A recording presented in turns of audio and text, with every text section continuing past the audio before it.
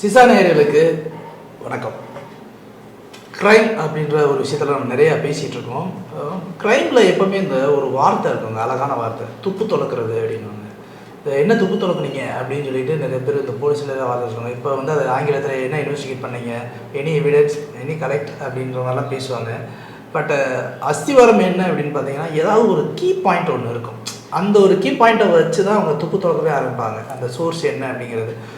இப்போ நம்ம பேச போகிற ஒரு கேஸில் ஒரு ஷூ தான் அதோடைய கீ பாயிண்ட். துப்பு துளக்கிறதுக்கு முக்கியமான ஒரு பாயிண்ட்டு ஒரு ஷூ அப்படின்னு சொன்னால் நீங்கள் நம்ப முடியுமா? ஒரு முக்கியமான ஒரு வேர்டு தமிழ்நாட்டை அது வந்து பேசப்பட்ட ஒரு விஷயம். அந்த ஒரு விஷயத்தில் ஒரு ஷூவை வச்சு தான் அவங்க வந்து போலீஸ்காரங்க எல்லாருமே கண்டுபிடிச்சாங்க அப்படிங்கிற அந்த ஒரு விஷயத்தை நம்மளால் நம்ப முடியுதா? ஆனால் அந்த ஒரு விஷயத்தை பற்றி தான் இன்றைக்கி நம்ம பேச போகிறோம். அதுக்காக நம்ம கூட இருக்கிறவர் திரு முகமது ரிஷி அவர்கள். சார் வணக்கம். வணக்கம். ஆமாம், இப்போ நம்ம சொன்ன மாதிரி சார், எப்படி சார் ஒரு ஷூவை வச்சு ஒரு விஷயம் பண்ணாங்க? அது என்ன டீட்டெயில் கொஞ்சம் சொல்லுங்களேன். அதாவது சார், போலீஸ் மட்டும் நினச்சாங்கன்னா 24 மணி நேரத்தில் எதை வேணாலும் பண்ணலாம் சார். அவங்களுக்கு அவ்வளோ பவர் இருக்குது. ஓகே. போலீஸுக்குரிய பவர் வந்து அவங்களுக்கே தெரியல. அவங்க வந்து ஃப்ரீயாக விடணும் சார். சரி, ஃப்ரீயாக விட்டிங்கன்னா அவங்க எதை வேணாலும் பண்ணுவாங்க சார். ஓகே. பெரட்டி போட்டுடலாம். அவ்வளோ ஒரு பவர்ஃபுல் டிபார்ட்மெண்ட் அது. ஆனால் அவங்களுடைய கைகள் கட்டப்பட்டதுனால அவங்களால ஒன்றும் பண்ண முடியல. எதன் அடிப்படையில் நீங்கள் கைகள் கட்டப்பட்டிருக்குன்னு எனக்கு சார் க்யூரியஸாக இருக்குது. எதன் அடிப்படையில் கட்டப்பட்டிருக்கு? பொலிட்டிக்கல் இன்ஃப்ளூயன்ஸ் எதன் அடிப்படையில் கட்டப்பட்டிருக்குன்னா சார், ஃபார் எக்ஸாம்பிள், இப்போ நீங்கள் ஒரு இடத்துல கமிஷனராக போகிறீங்க, இல்லை ஒரு இடத்துல எஸ்பியாக போகிறீங்க. பவர்ஃபுல் இடமா இருக்கும் அந்த இடம். அந்த இடத்துல நீங்கள் எஸ்பியாக போகிறீங்க அப்படின்னா உங்களுடைய திறமைக்கெல்லாம் அங்கே போட மாட்டாங்க. எனக்கு நீ வேலை செய்யறியா, ஓகே ஓகே, அப்படி தான் போடுவாங்க. ஆனால் அவர் நேர்மையான அதிகாரியாக இருப்பார். அந்த நேர்மையான அதிகாரியை வச்சு நான் 1000 வேலையை வாங்கிப்பேன். நான் பவரில் இருக்கிறவன் நான். Okay okay. Political influence. ஆமாம் ஆமாம். அப்படின்னு இருக்கும்போது அதெல்லாம் நீ செய்யக்கூடாது, நான் சொல்கிறத மட்டும் செய் அப்படின்னா அவர் அங்கே இருக்கலாம். இல்லைன்னா அவர் சார்ஜ் விட்டுருவாங்க. அது எஸ்பியாக இருக்கட்டும், கமிஷனராக இருக்கட்டும், யாராக இருக்கட்டும், இம்மீடியட்டாக பண்ணிவிடுவாங்க. ஒருத்தர் நீங்கள் ஃப்ரீயாக விட்டீங்கன்னா அவங்க கண்டிப்பாக நல்லா பண்ணுவாங்க சார். ஒரு விஷயத்தில் வந்து ஒரு ஒரு இன்ட்ராக்ஷனில் வந்து நீங்கள் வந்து தலையிடுறீங்க அப்படின்னா அது முடியாது சார். போலீஸுடைய புலன் விசாரணையில் என்ன சொல்கிறாங்க அப்படின்னா, ஒரு inspector, SHO, station house officer, அவர் நினைச்சா எதை வேணாலும் பண்ணலாம். அவருடைய புலன் விசாரணையில் யாருமே தலையிட முடியாது. Okay okay. Even supreme court judge, okay, யாருமே அந்த புலன் விசாரணை அதிகாரிகிட்ட இன்ஃப்ளூயன்ஸ் பண்ணவே முடியாது. நீ அதை பண்ணி இதை பண்ணி இன்ஸ்ட்ரக்ஷன் கொடுக்க முடியாது. ஓகே. அப்படி அந்த ஒரு காவல்துறை சார். அப்படி இருக்கும் பொழுது எதுக்கு இதை சொல்ல வரோம் அப்படின்னா, அவ்வளோ ஃப்ரீயாக விட்டாங்க. ஒவ்வொரு கேஸையும் அவ்வளோ ஃப்ரீயாக விட்டாங்கன்னா அந்த அளவுக்கு செம்மையாக செய்வாங்க போலீஸ். ஒருத்தர் வந்து காணாத போகிறாங்க, எங்கள் அப்பா காணாத போயிட்டாரு அப்படின்னு சொல்லிட்டு கம்ப்ளைண்ட் கொடுக்குறாரு. ஓகே. அவர் யாருன்னா முன்னாள் அதிமுக MLA MK Balan. Saidapet Saidai MK பாலன்னா எல்லாருக்குமே தெரியும். அப்படி வரும்பொழுது போலீஸ் அப்படியே போகுது, சிபிசிஐடிக்கு வருது அந்த கேஸ்.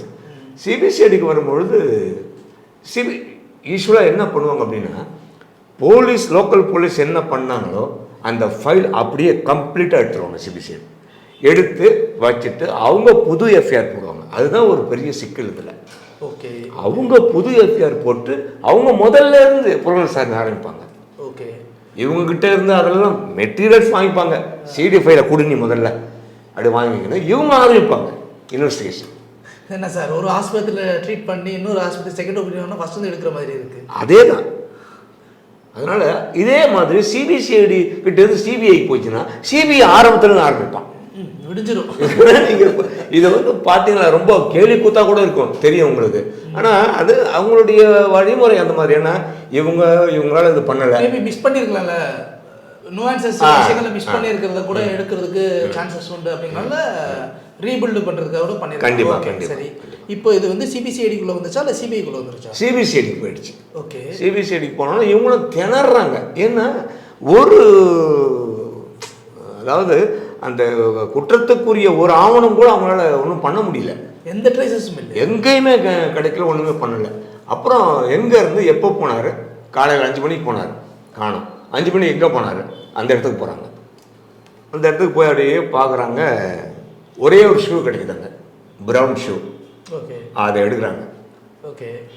அதை எடுத்துக்கின்னு நேராக காணாத போனவருடைய ஒய்ஃபுக்கிட்ட வந்து கேட்குறாங்க, இது யார் ஒருத்தமாக. அந்த அம்மா கதறி அழுகுறாங்க, எங்கள் வீட்டுக்காரர் போட்டு போன ஷூங்க இது, வாக்கிங் போனபோது இந்த ஷூ தான் போட்டு போனார் அப்படின்னு. ஸோ அதிலிருந்து ஆரம்பிக்குது இன்வெஸ்டிகேஷன். ஸோ இந்த இடத்துல இங்கே ஷூ விட்டுருக்காருன்னா அப்போது வாக்கிங்கு போயிருக்காரு. வாக்கிங்கு போயிருக்கு இந்த டைமில் என்ன டைமில் நடந்திருக்கு அப்படின்னு ஒவ்வொரு இடமா அங்கே அந்த நேரத்தில் யாரெல்லாம் வாக்கிங் போனாங்க அதெல்லாம் ட்ரேஸ் பண்ணுறாங்க போலீஸ்.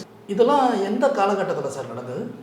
இது வந்து சார் 2001 காணாது போனதாக கம்ப்ளைண்ட் சார். எனக்கு அதான் ஞாபகம் இருக்கு. எனக்கு 2001 சிசிடிவி இந்த இதெல்லாம் மொபைல் எதுவுமே இருக்குது? டெக்னாலஜி ஒன்றுமே இல்லை சார். அப்போ ஒன்றுமே கிடையாது, எல்லாம் மேனுவலாக தான் பண்ணுறாங்க.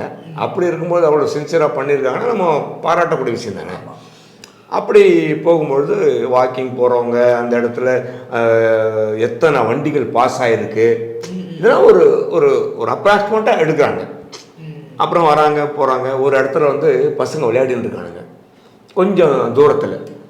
சரி அங்கே யாரும் விளையாடுறாங்க போய் பார்ப்பா அப்படின்னு அங்கே போய் கேட்குறாங்க, என்ன தம்பி இந்த மாதிரி அந்த இடம் அந்த நேரத்தை சொல்கிறாங்க, டைம் சொல்கிறாங்க. சொல்லும்போது அவங்க டெய்லி வந்து பாக்ஸிங் கற்றுக்குறாங்க பொழுது பசங்க. ஓகே. ஆமாம் சார், அன்றைக்கி வந்து காலையில் ஒருத்தர் வந்து வாக்கிங் போனார். அவர் வந்து ஒரு மாருதி கார் மாதிரி ஒன்று வந்துச்சு சார், அதில் வந்து தூக்கி போட்டுன்னு போனாங்க சார், எவங்க விளையாடுறாங்கன்னு நினச்சிருந்தேன் சார் அப்படின்னு சொல்கிறான் பையன். ஓ, அப்போ கடத்தப்பட்டது உண்மை.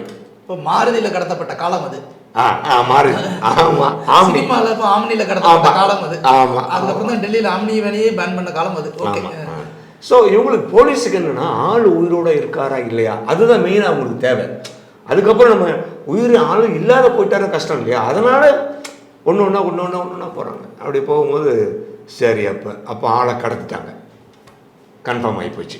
சரி ஓகே, அதுக்கடுத்து என்ன, யாரு கடத்தினது, எப்படி கடத்தினாங்க, எப்படி ஆச்சு அப்படின்னு அப்படியே போகுது.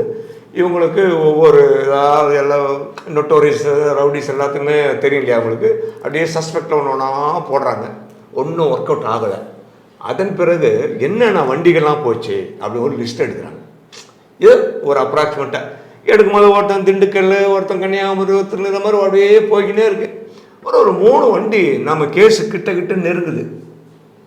அப்படி விசாரிக்கும் போது அந்த டைமில் போயிருக்கேன், நாங்கள் போயிருக்கேன், இங்கே போனேன் சார் நான், அவ்வளோதான் சார் முடிஞ்சு போச்சு. இன்னொருத்தங்கிட்ட ஆமாம் சார் இங்கே போனேன், இந்த இடத்துக்கு போன முடிஞ்சு போச்சு. இன்னொருத்தவங்கிட்ட கேட்கும்போது ஆமாம் சார் அந்த டைமில் நான் தான் சார் வண்டி எடுத்துன்னு போனேன், இவர் பூங்கா நகர் மாணிக்கம் தான் சார் என்ன என் வண்டி எடுத்துன்னு வந்தார், அவரும் பொலிட்டிக்கலி இன்ஃப்ளூயன்ஸ்டு பர்சன். ஆமாம் ஓகே ஆமாம். அப்படியா, சரி என்ன எங்கே போனீங்க, இந்த மாதிரி வந்து கடத்தணும்னு சொன்னாங்க, பணம் கொடுத்தாரு, போனேன் சார். முடிச்சூரில் எடுத்துன்னு போயிட்டு தாம்பரத்தை தாண்டி முடிச்சூரில் ஒரு சேமியா கம்பெனியில் வச்சு அவரை முடிச்சிட்டாங்க சார், தூக்கு போட்டு பண்ணிட்டாங்க சார். எனக்கு அதான் சார் தெரியும். ஓகே அது போதும் அப்படின்னு சொல்லிட்டு இவனை விட்டம் சாயிடுறான், தூக்கி வைங்க அப்படின்னு சொல்லிட்டு பூங்காநகர் மாணிக்கத்தை போகணும் அடுத்தோம். அவன் கொஞ்சம் ஸ்டஃபுள்ள பார்ட்டி, அதனால் ஒழுங்கான சரியான டீமை கூட்டின்னு போயிட்டு கம்ப்ளீட்டாக அந்த ஏரியா ஸ்கெட்ச் போட்டுட்டு எல்லாமே வெப்பன்ஸோடு தான் போகிறாங்க போலீஸ். எஸ்பி தான் போகிறாரு. ஓகே, எஸ்பி தான் போகிறாரு, எல்லாம் லோடட் கன் தான் எல்லாமே. அப்படி போகும்போது கதவை தட்டுறாரு. கதவை தட்டும் போது பூங்காநகர் மாணிக்கம் கதவை திறக்கிறார். திறந்த உடனே எஸ்பி என்ன பண்ணுறாரு, டக்குன்னு கன் எடுத்து தலையில் வச்சிடறார். தலையில் வச்ச உடனே நான் எல்லாத்தையும் சொல்லிடுறேன் சார் அப்படின்ட்டு. அப்போ அவனுக்கு புரிஞ்சு போச்சு, போலீஸ் வந்துடுச்சு, இந்த கேஸுக்கு தான் வந்திருக்கு அப்படிங்கிற உடனே புரிஞ்சுன்னு சொல்லிட்டான். ஏன்னா சுட்டாங்கன்னா உயிர் படுவேன். அப்போ சொல்லும்போது இதெல்லாம் எதனாலன்னா பொலிட்டிக்கலாக ஒருத்த வந்து நான் வந்து உனக்கு எம்பி பதவி வாங்கி தரேன், நான் வந்து எம்எல்ஏ பதவி வாங்கி தரேன்னு ஒரு மிமிக்ரி பண்ணி பேசி ஒவ்வொருத்தங்கிட்டயா ஏமாற்றி எடுத்திருக்கான், காசு வாங்கியிருக்கான். அந்த பையனோடலாம் இவன் லிங்க் வச்சு ஓட்டுலாம் ஏமாற்றிருக்கானுங்க. ஏமாத்திருந்தா அந்த எம்கே பாலனையும் ஏதோ ஒன்று பண்ணியிருக்கானுங்க. எம்கே பாலன்கிட்ட சிக்கன உடனே எம்கே பாலன் மிரட்டுறாரு. இவங்களுக்குள்ள பிரச்சனை வருது.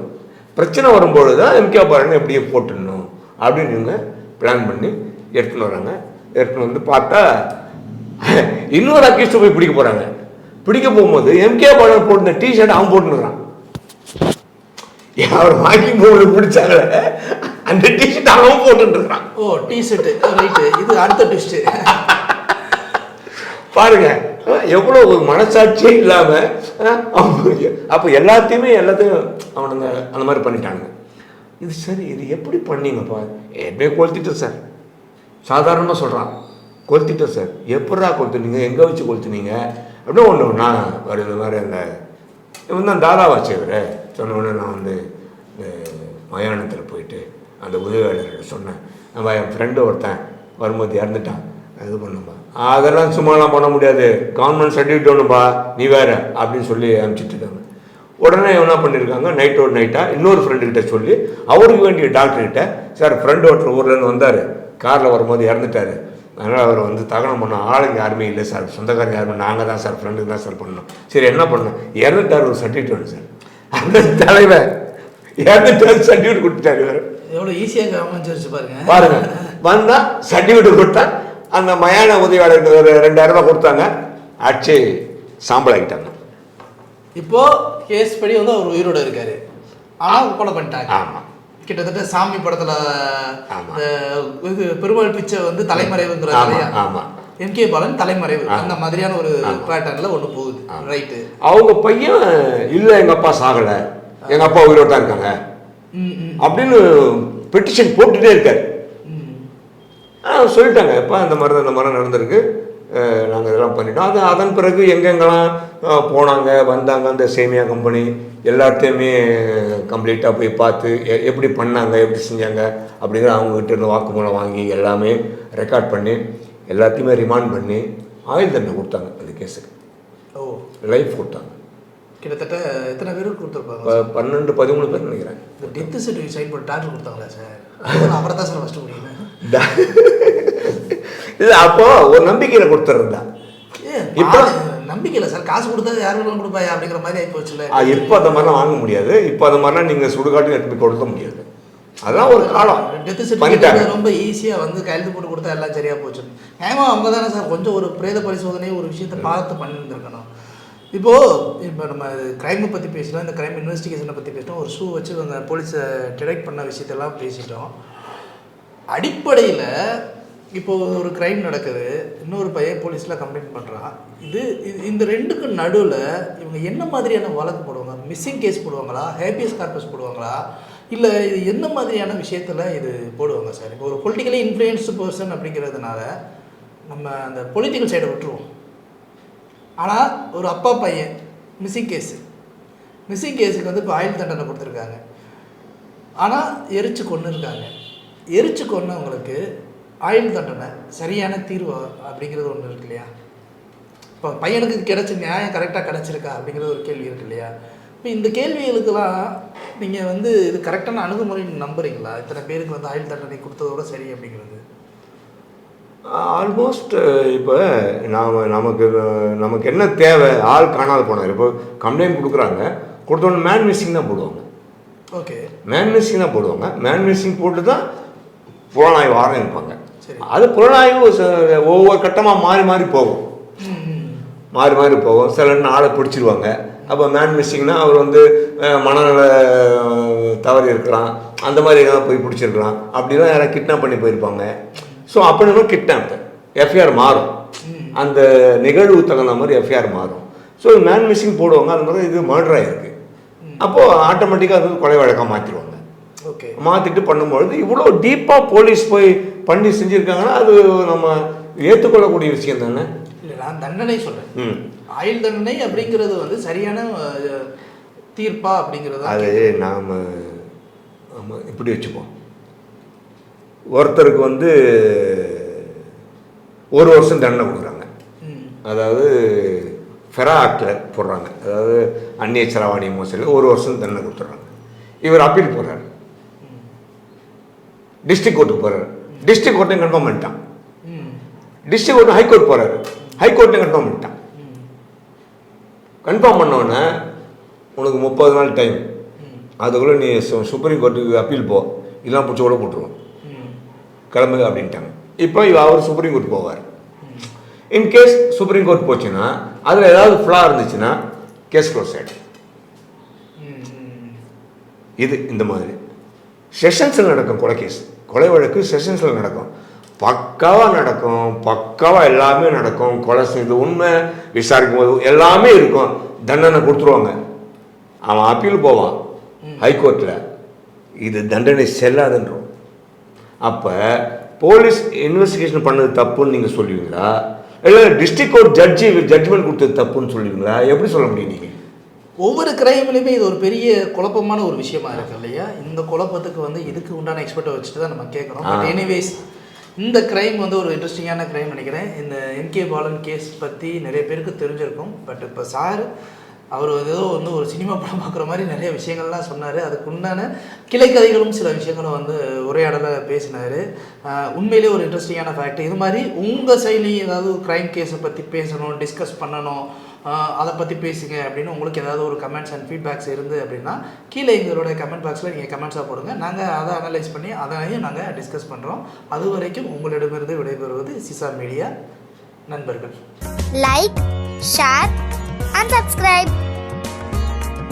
சப்ஸ்கிரைப் பண்ணாதவங்க இப்பவே சப்ஸ்கிரைப் பண்ணிருங்க. எங்களோட அப்டேட்ஸ் உங்களுக்கு வரணும்னா பெல் பட்டனை பிரஸ் பண்ணுங்க.